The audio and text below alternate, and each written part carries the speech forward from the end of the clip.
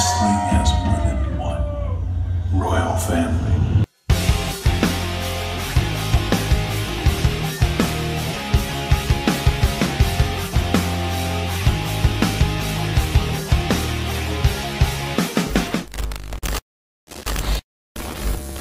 Alors, vous la kiffez ou pas? C'est désormais la nouvelle intro officielle de cette chaîne Darren and His Catch. J'espère que vous l'aimez parce que j'ai mis beaucoup de temps à la faire, surtout beaucoup de temps à la penser. Parce qu'en fait, moi vraiment, je suis très perfectionniste dans la chose que je fais. Et ça fait des semaines et des semaines que je veux faire une nouvelle intro. Et j'avais pas en fait l'idée concrète que je voulais et ça m'est venu le soir. En fait, souvent moi, les idées ça me vient vraiment le soir avant de dormir en fait. Enfin, quand je suis en train de dormir, juste avant l'endormissement profond, vous voyez, et les idées viennent toutes, donc je me réveille pour tout écrire, etc. Enfin bref. Salut à tous, aujourd'hui on se retrouve pour la vidéo pronostic du Greatest Royal Rumble que je vous avais évidemment promis de faire. Voilà, j'espère vraiment que cette intro vous aura plu. Vraiment, ça fait longtemps que j'en voulais une pour commencer la nouvelle saison de catch parce qu'on sait, dès que WrestleMania est passé, c'est une nouvelle saison qui commence. Voilà, le Shake-Up est passé, l'Europost, le SmackDown Post-Mania est passé. La nouvelle saison de catch à la WWE commence officiellement. C'est pour ça que je voulais avoir une nouvelle intro maintenant. Je pense qu'elle va rester encore, beaucoup de mois, je pense. Laissez un gros pouce bleu si vous l'aimez vraiment. J'ai mis quelques petits effets, etc. Ma petite Sonya Deville au début, évidemment, parce que Sonya Deville, c'est ma chérie, vous le savez. Donc c'est pour ça que j'ai dû mettre du Sonya Deville. Mais voilà, vraiment laissez un pouce bleu et laissez un commentaire dans les commentaires, tout simplement, pour me dire si vous aimez cette vidéo. Et n'oubliez pas surtout de mettre vos pronostics dans les commentaires, car je vous le rappelle, votre avis m'intéresse. Vraiment, j'adore lire votre avis. Et puis voilà, c'est vraiment le principe, enfin l'objectif de la chaîne, c'est vraiment que vous mettiez vos avis, vos pronostics de ce show dans les commentaires. Dites-le moi maintenant si ça vous intéresse, si vous avez envie de me dire vos commentaires, vos pronostics, pardon. On va tout de suite commencer, on va essayer de faire une vidéo pas trop longue parce que vous le savez, moi quand ça dépasse 25 minutes, mes vidéos font 18 gigas, hein, hashtag ma vidéo pronostic et résumé de WrestleMania qui ont fait plus de 18 gigas, j'en ai vraiment eu marre. Donc là on va essayer de faire 20 minutes maximum, un truc comme ça. Aussi, je voulais vous demander, vu que ça fait à peu près je pense un an que j'ai les mêmes layout, miniatures, photos de couverture pour ma chaîne, est-ce que vous voulez que je change mes photos de couverture et mes photos de profil, ma photo de profil et ma photo de couverture pour ma chaîne? Dites-le moi dans les commentaires parce que bon, l'Hardy Boys c'est bien beau, mais là il y a plein de trucs qui sont nouveaux, etc. La miniature, la photo de couverture, allez la voir si vous n'avez toujours pas vu, mais la photo de couverture de ma chaîne, je l'aime beaucoup. Mais pourquoi pas du nouveau? Donc je vous demande à vous, tout simplement, dites-le moi aussi dans les commentaires. Est-ce que vous voulez que je refasse une nouvelle interface pour la chaîne? Nouvelle miniature, nouvelle photo de profil, nouvelle photo de couverture, dites-moi tout dans les commentaires. Et si vous dites oui, bah écoutez, elle arrivera dans les semaines qui suivront. Voilà. On va commencer tout de suite. Des très gros matchs en perspective, mais sans rivalité. Encore une fois, j'aime les big matchs, j'aime les dream matchs, mais quand il n'y a pas de build-up, pour moi c'est pas un dream match, hein, parce que voilà. Je vous le dis, pour moi, ma définition de Dream Match, c'est avec des build-up. Donc, John Cena Triple H, c'est très bien. AJ Nakamura, c'est très bien. Mais il n'y a pas de build-up. Donc, du coup, si, AJ Nakamura, il y en a une. Mais par exemple, Cena Triple H, etc., il n'y a pas de build-up. C'est complètement con. Bref, je sais pas pourquoi ils ont fait ça. Si, ils ont fait ça pour 20 millions de dollars. Pardon, excusez-moi. D'ailleurs, ça va se passer dans une arène à 60 000 téléspectateurs. Dans une arène à 60 000 spectateurs, pardon. C'est énorme. C'est vraiment un WrestleMania 2.0 les amis. Je sais pas si vous vous rendez compte. Il n'y a jamais eu un seul live event et un seul show en dehors de WrestleMania qui a accueilli plus de 60 000 personnes. Je crois que le dernier show à part WrestleMania qui a accueilli genre plus de 50 000 personnes, c'était Royal Rumble 2017. Mais vraiment, il y a très peu de shows qui accueillent plus de 50 000 personnes en dehors de WrestleMania. Donc c'est vraiment énorme. J'espère qu'ils nous préparent de beaux trucs. Et en plus, c'est pendant nos horaires à nous. Je veux dire, ce sera à 18 h en France. C'est très bien. Donc vraiment, profitez-en si vous pouvez. En plus, c'est le vendredi soir. Donc dès que vous revenez des cours, bim, vous regardez ça. Vous vous mettez devant. Ça va durer à peu près 5-6 heures. Hein. En même temps, il y a un peu 10 matchs comme à WrestleMania. Donc c'est normal que ça dure aussi longtemps. Je tourne cette vidéo. On est le 20 avril.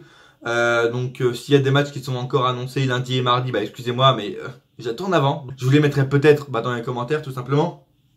Mais voilà, je pense que ça va être un bon show. 60 000 personnes, ça va être vraiment énorme. Mais voilà, n'oublions pas qu'ils ont fait ce show pour essayer que Roman Reigns soit over face, bien sûr. Et voilà, ils sont pas cons. C'est pas parce que c'est pas parce que c'est en Arabie Saoudite que les gens vont aimer Roman Reigns. Enfin, peut-être, parce que là-bas, c'est vraiment des casus, etc. Il y a plus de casus que en Amérique, il y a plus de casus en France qu'en France, pardon. Donc peut-être que Roman Reigns va être adulé. Mais quand il va revenir en Amérique, ça va être la même merde. Donc du coup, voilà. French Wrestling Beast, d'ailleurs, si tu passes par là, il avait eu une très très bonne idée de heel turn, je tiens à vous le souligner. Il avait eu, je pense que tout le monde le regarde, donc je vais quand même vous la redire, au cas où si vous la savez pas. Mais il avait dit genre Roman Reigns gagne le titre, et là il nous fait un heel turn dès qu'il retourne en Amérique en mode ouais j'en ai marre de vous, franchement vous me cassez les couilles, allez tous vous faire enculer, au moins là-bas en Arabie Saoudite ils me respectaient, etc. Et genre quand c'est un très beau heel turn, ça genre un anti-américain alors qu'il est américain, ce sera vraiment un très beau truc. Et ensuite genre qu'il aille en Arabie Saoudite pendant des shows, etc., qui disent là au moins je me sens bien, etc. C'est vraiment un beau heel turn qu'avait proposé French Wrestling Beast et je l'ai retenu. Pourquoi pas, ça pourrait être intéressant s'ils font ça. Voilà, on y reviendra plus tard, mais le heel turn de Roman Reigns se confirme de plus en plus. Bref, on va pas perdre de temps. On va commencer directement par le Jeff Hardy contre Jinder Mahal. Pourquoi pas. J'ai la page Wikipédia, oui, en face de moi pour les matchs. Jeff Hardy contre Jinder Mahal. Je pense que Jeff Hardy va conserver, on va pas se le cacher. Je suis très content que Jeff Hardy ait gagné, moins content qu'il soit à SmackDown, enfin c'est un mal pour un bien comme je vous l'ai dit dans ma dernière vidéo, n'hésitez pas à aller voir ma dernière vidéo, c'est la dernière vidéo proposée sur ma chaîne et disponible sur ma chaîne, où je parle de Jeff Hardy, de Bruno Sammartino, etc, mon avis de Jeff Hardy, pourquoi je suis énervé que Jeff Hardy aille à SmackDown, si vous voulez savoir c'est dans ma dernière vidéo, voilà, mais je suis quand même content qu'il soit à SmackDown, faut pas déconner. C'est énorme, là le ressort de SmackDown est quand même énorme, j'ai oublié de le souligner la dernière fois, mais le ressort de SmackDown est énormissime. Jeff Hardy va conserver, enfin j'espère, hein, quand même. J'espère pas qu'ils ont fait tout ça pour le mettre à Raw, ensuite le remettre à SmackDown, etc. pour qu'il perde face à Jinder Mahal. J'espère vraiment que Jeff Hardy va conserver son titre parce qu'il le mérite et puis que voilà, c'est un nouveau règne, etc. Enfin c'est un règne tout neuf, enfin c'est très récent, donc j'espère qu'il va conserver. Cesaro et Sheamus contre les Hardy Boys, j'allais dire, mais non, contre Matt Hardy et Bray Wyatt, cette nouvelle équipe que je kiffe, je vous le dis direct. Cette équipe, des gens disaient, ouais, à SmackDown, ils ont mis toutes les équipes Babyface, mais il n'y a plus aucune équipe Babyface à Raw. Matt Hardy et Bray Wyatt. Ça peut peut-être vous surprendre, effectivement, mais elle est over. Cette équipe est over, je suis désolé de vous le dire. Matt Hardy et Bray Wyatt, ça marche très bien. Par contre, pour leur musique, enfin, pour leur theme song, j'aimerais bien que ce soit un truc unifié, parce que là, c'est au début la musique de Matt Hardy, ensuite la musique de Bray Wyatt, ensuite la musique de Matt Hardy. C'est un peu chelou. Mais vraiment, je kiffe vraiment cette équipe. C'est une équipe vraiment folle et exceptionnelle, vraiment je kiffe. Et d'ailleurs, je pense qu'ils vont devenir les nouveaux champions. En plus, Cesaro et Sheamus sont partis du côté de SmackDown. Donc, enfin, ça aussi c'est un truc con, vraiment. Pourquoi vous l'annoncez pas? Pourquoi Cesaro et Sheamus n'arrivent pas après le match? Parce que là, ils ont gagé tout le match. On sait déjà le résultat, mec. Ils sont partis à SmackDown. On sait très bien que Cesaro et Sheamus ne vont pas gagner les titres à Raw s'ils sont à SmackDown. Enfin, bref. C'est complètement débile. Donc Matt Hardy et Bray Wyatt vont gagner face à The Bar. Ils le méritent. Et j'espère qu'ils vont avoir un très long et bon règne. Matt Hardy et Bray Wyatt parce qu'ils le méritent vraiment eux deux. Ça me ferait vraiment plaisir qu'ils aient un beau règne. J'essaie un peu d'accélérer parce que comme je vous l'ai dit, je veux que ce soit une vidéo assez courte pour pas avoir, pour pas qu'elle soit trop lourde au niveau de l'upload. Bludgeon Brothers, Harper et Rowan, ou Luke Harper et Rick One, parce qu'on sait pas, une semaine sur deux ils leur remettent leur prénom, une semaine sur deux ils enlèvent leur prénom, bref. Contre les Usos. Les Bludgeon Brothers vont conserver parce que voilà, c'est un nouveau règne, c'est des nouveaux champions. Voilà, ça fait à peine 2-3 semaines qu'ils sont champions, même pas. Enfin, au moment où il y aura le pay-per-view, enfin le show. Parce que en fait, on ne sait même pas si c'est un pay-per-view ou un show. Pour moi, c'est un pay-per-view parce qu'il y a 60 000 personnes, c'est télévisé. Enfin, c'est pas télévisé, mais c'est sur le WWE Network. Donc, c'est pas un live event. Et il y a 60 000 personnes, tous les titres sont défendus. Donc, pour moi, c'est un pay-per-view. C'est comme un pay-per-view pour moi, je pense. Les Usos, très déçus qu'ils soient pas à Raw, je vous l'ai dit, je voulais les voir à Raw. À SmackDown, ils ont plus rien à faire. Ok, il y a plein de nouvelles équipes qui sont arrivées, donc ils ont eu un nouveau challenge. Mais on sait très bien qu'ils vont pas avoir les nouveaux titres, mec. Il y a des mecs comme Sanity, comme The Bar et comme The Club qui vont maintenant challenger les Bludgeon Brothers pour les titres. Donc on sait très bien que les Usos ne seront plus du tout dans la course pour les titres. Donc du coup, je pense que les Usos cette année vont avoir une moins bonne année. Je pense qu'ils vont même pas toucher les titres une seule fois de l'année, je vous le dis direct. Pour moi, ils auraient dû vraiment aller à Raw. Bref, les Bludgeon Brothers vont conserver sans aucun suspense, je pense. Après un squash, encore une fois, comme ils aiment le faire avec les Bludgeon Brothers. Enfin, je trouve ça complètement débile. C'est bon, on a eu l'habitude des squash. Maintenant, il faudra peut-être arrêter au niveau des squash avec les 2B. Hein, ils vont peut-être pas squash non plus Sanity. Hein. Sans se dire, enfin, à Backlash, ils vont affronter Sanity, ils vont squash Sanity, quoi. Enfin, bref, n'importe quoi. Je viens de voir ça il y a quelques minutes. Cédric Alexander aura un match, mais contre on ne sait pas qui. Donc, du coup, je peux pas vous le pronostiquer. Hein, voilà. Je vous avoue que j'ai raté un 205 Live. J'ai toujours pas regardé le 205 Live de la semaine dernière, du coup, pour vous, mais enfin, de la semaine du Superstar Shake-Up. J'ai juste vu par exemple que Buddy Murphy n'avait pas été, avait raté son test de la pesée, quoi. Donc du coup il y a une nouvelle storyline avec ça qui commence, etc. Ça m'intéresse assez. Faudrait que je rattrape d'ailleurs, mais j'ai pas encore eu le temps. Et de toute façon je vois Cédric Alexander conservé parce que comme tous les autres c'est un nouveau champion, etc. Et je pense pas qu'il va le perdre maintenant. Il mérite de conserver, donc pour moi, peu importe son adversaire, Cédric Alexander conservera. John Cena contre Triple H. Pourquoi il y a ce match? Je suis content qu'il y ait ce match, évidemment ça va être un beau match, même si maintenant ils sont assez anciens, c'est des vétérans, ils ont quand même plus de 40 ans chacun, donc voilà. Mais il n'y a pas de build-up, il n'y a rien, ok c'est pour l'argent, mais putain, ça... Bref, c'est pas grave, on a déjà eu plein de John Cena Triple H auparavant, un de plus, un de moins, voilà, ça va être un bon match je pense. Une victoire de Cena parce qu'il en a besoin, déjà de une, parce que si vous regardez bien depuis No Mercy, il a pas gagné. Sa dernière victoire en pay-per-view, c'était face à Baron Corbin à SummerSlam. Est-ce que vous vous rappelez la crédibilité qu'avait Baron Corbin à SummerSlam? Aucune, on est d'accord. Donc du coup, Cena n'a pas eu de victoire crédible et assez forte depuis 8 mois, 9 mois à peu près. Bref, maintenant c'est son nouveau, c'est de mettre les nouveaux en avant, c'est tout à fait normal avec Roman Reigns, etc. Mais bon, il s'est fait squash par Taker en plus à WrestleMania, donc une victoire lui ferait vraiment pas de mal, et en plus ça pourrait peut-être encore le recrédibiliser entre guillemets, même si c'est John Cena, pourquoi pas un autre match face à l'Undertaker à WrestleMania 35, etc. qui pourrait revenir en American Badass ou quoi. D'ailleurs, en parlant de ça, donc, je vais finir mon pronostic avec John Cena. Je pense qu'il va être vainqueur, on aura un bon match d'une vingtaine de minutes, je pense que ça va être un bon match. En tout cas, j'espère vraiment kiffer. Enfin, ça va être très dur de ne pas kiffer devant un John Cena Triple H, je pense. Voilà, Triple H n'a pas besoin de victoire, John Cena en a besoin, donc victoire de John Cena dans ce match. Et ouais, c'est tous des matchs simples, à part celui-là que je vais aborder maintenant. Le Taker contre Rusev ou le Taker contre Chris Jericho, on ne sait pas parce que ça fait que changer depuis à peu près toutes les 2 minutes 30, ça change hein, le match. Voilà, il y a 2 secondes c'était Undertaker Chris Jericho, maintenant c'est Undertaker Rusev. Après la vidéo, après que vous aurez fini de regarder cette vidéo, ce sera Undertaker Chris Jericho. Bref, c'est n'importe quoi. Bon, j'espère que maintenant c'est officiel, c'est Undertaker Rusev. En tout cas, je vais faire le pronostic pour ce match. C'est un casquette match, donc pour ceux qui ne le savent pas, c'est un match du cercueil. Du coup, il faudra mettre son adversaire dans le cercueil. Bref, ça va être... Je sais pas si ça va être un bon match en fait, mais...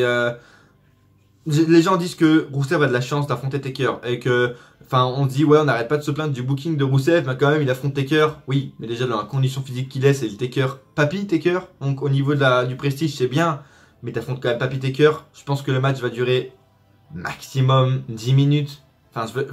Et en plus, si le match c'est pas un squash, ça décrédibiliserait complètement Cena. Parce que le mec il s'est fait squash par Taker à Mania, enfin même s'il peut faire une storyline en gros en disant ouais j'avais peur, etc. Je me doutais vraiment pas qu'il allait venir, etc. C'est pour ça que je me suis fait squash, je me suis fait surprendre, etc.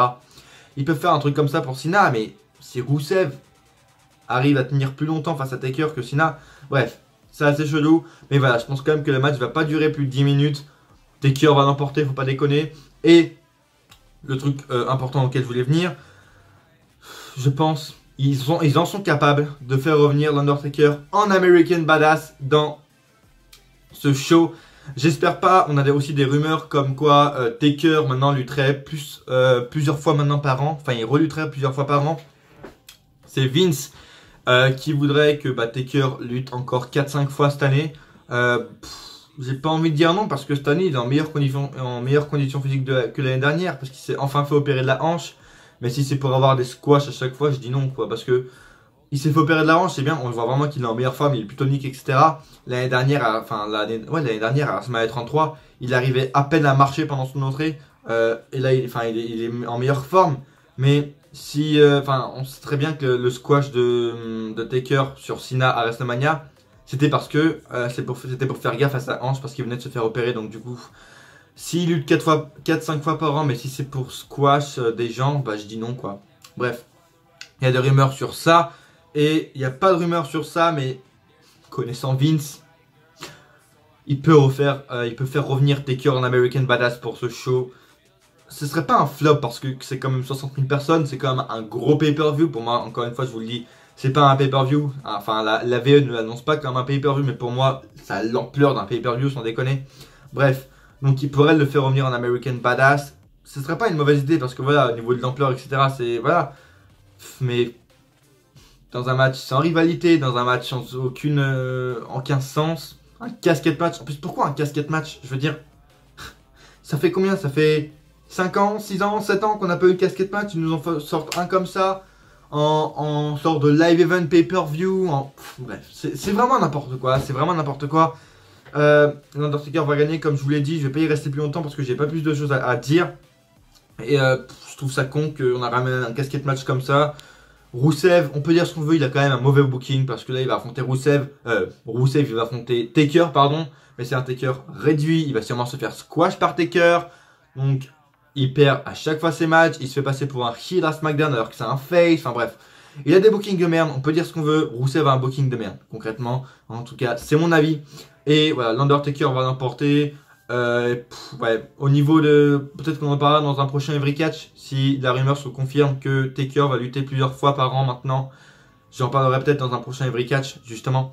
AJ contre Shinsuke Nakamura pour le titre de la WWE. Je vois Shinsuke repartir avec le titre parce que voilà, il est heel maintenant. Et on sait que dès que les gens... Enfin, dès que les superstars passent de face à heel, dès qu'ils font un heel turn, ils deviennent plus vite champions. Et je pense que Nakamura... Ils voulaient le mettre champion à WrestleMania, mais vu qu'ils ont eu l'idée de heel turn, ils n'ont pas mis champion. Mais Nakamura serait resté face à WrestleMania, il aurait été champion. Donc pour moi, voilà, il est heel. Un très bon heel d'ailleurs, un heel assez sadique, comme je le voulais en fait. Pour moi, Nakamura, s'il passerait heel, il devait être un heel sadique, genre avec sa tête de psychopathe, comme il a la tête de... Enfin, il a vraiment la tête d'un heel, quoi. Donc c'est très très bien. C'est un très très bon heel pour l'instant. Enfin encore, ça fait 2 semaines, donc on va pas juger sur 2 semaines. On va attendre le mois prochain. Mais pour moi, c'est un très très bon heel et c'est un très très futur bon heel. Tête de psychopathe, comme je l'ai dit. Vraiment un chinois sadique avec ses gros coups ses low blows, ses shiro shots, comme vous voulez. Sur AJ chaque semaine. No speak English. C'est énorme ça aussi, comment il frustre les gens, etc. C'est vraiment énormissime. Comment il est condescendant avec les intervieweurs, avec les catcheurs, etc. C'est vraiment énorme. C'est un très très bon heel, Shinsuke. J'ai hâte de voir s'il aura une nouvelle entrée, un nouveau theme song d'ailleurs, parce que son theme song en heel, ça passerait pas trop. Mais je sais pas en fait, j'ai pas peur parce que, enfin j'ai pas peur qu'il change de theme song parce que voilà, c'est la VE, au niveau des musiques, c'est les meilleurs. Donc du coup, voilà, mais je sais pas en fait ce qu'ils vont faire avec son theme song. Mais j'ai hâte de voir ce match avec Nakamura heel. Il va être encore plus agressif que Strong Styles. Il va être vraiment plus Strong Styles qu'avant. Et je vois Nakamura repartir avec le titre. Je vous le dis concrètement. AJ, c'est un bon champion, mais on va pas se le cacher. C'est un moins bon règne que celui qu'il avait en 2016-2017. On va pas se le cacher. Nakamura, pour moi, devrait repartir champion de la WWE.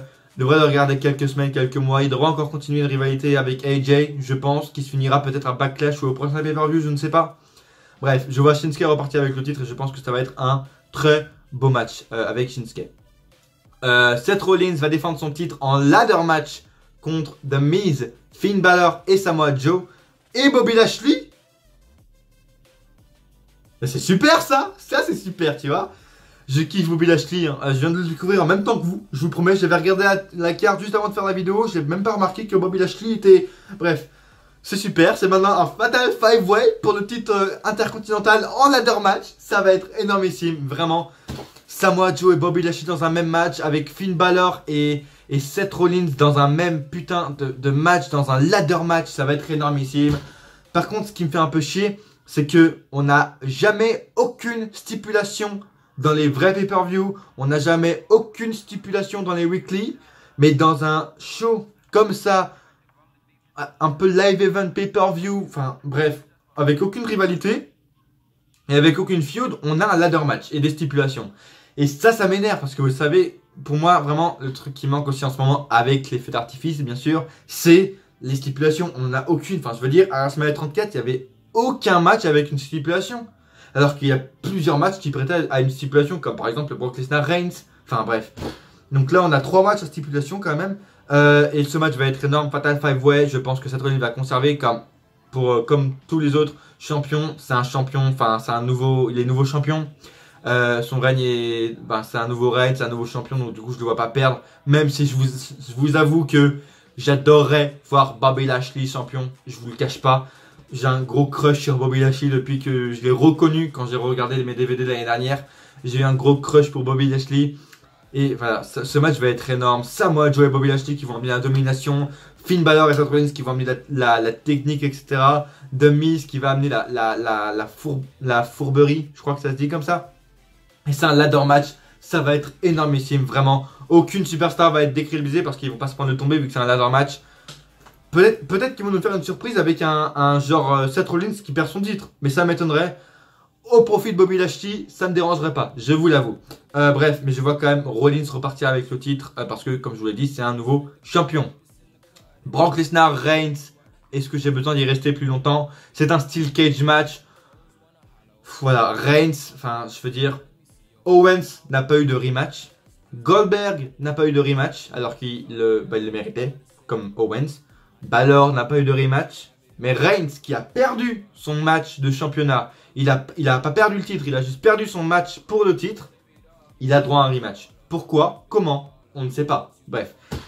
C'est un steel cage, ce match va être brutal. Je pense que je vais aimer parce que vous savez que j'aime les matchs brutaux, donc ça va être brutal, c'est bien.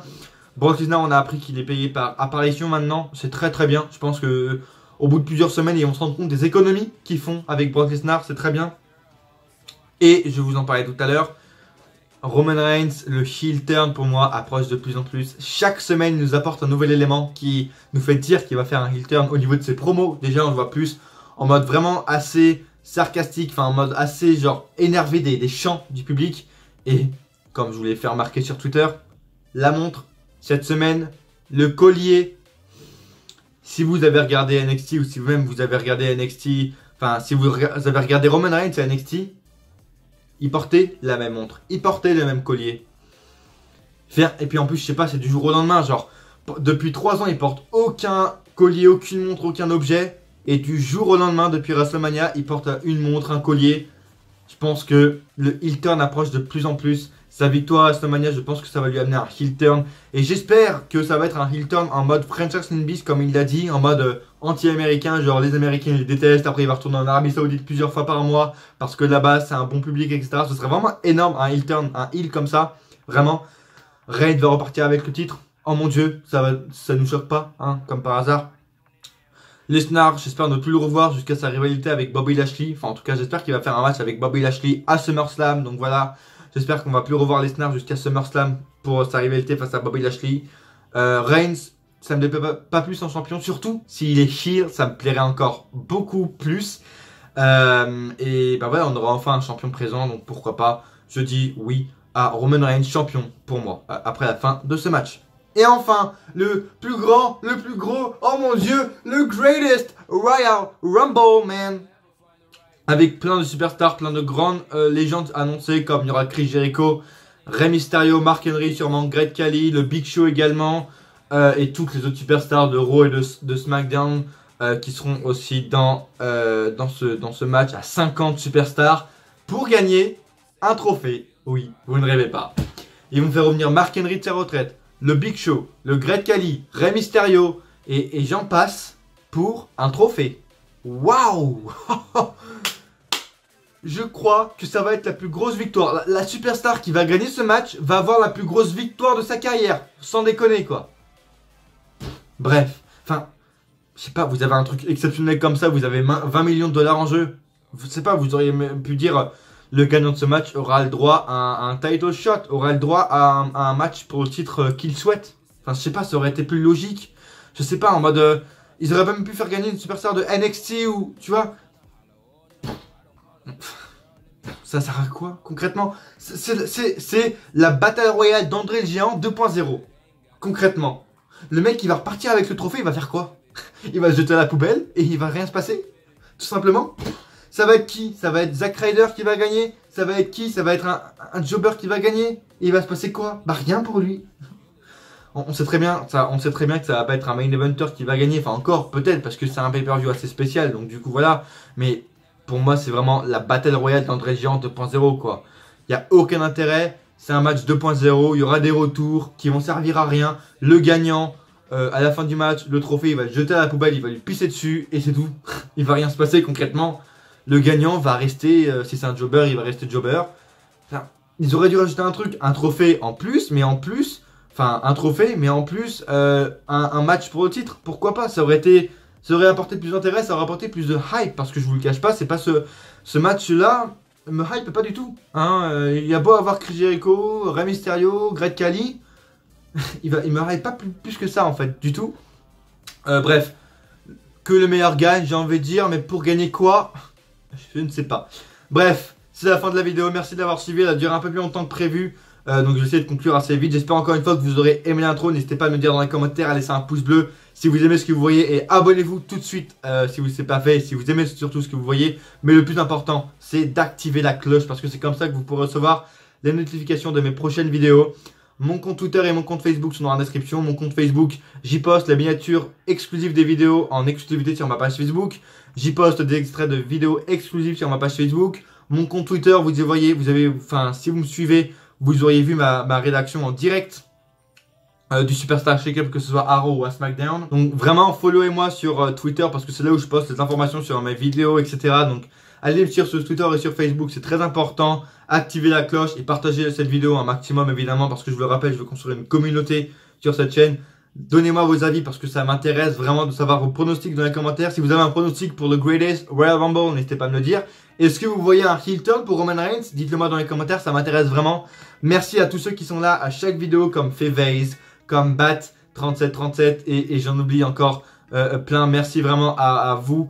Une nouvelle série arrive aussi, mais j'ai toujours pas écrit, mais normalement elle arrive dans quelques semaines. J'espère que vous aurez apprécié cette vidéo et l'intro parce que c'est la nouvelle intro officielle de la chaîne. Et à coup sûr, on se retrouve dans une prochaine vidéo. Ou pas.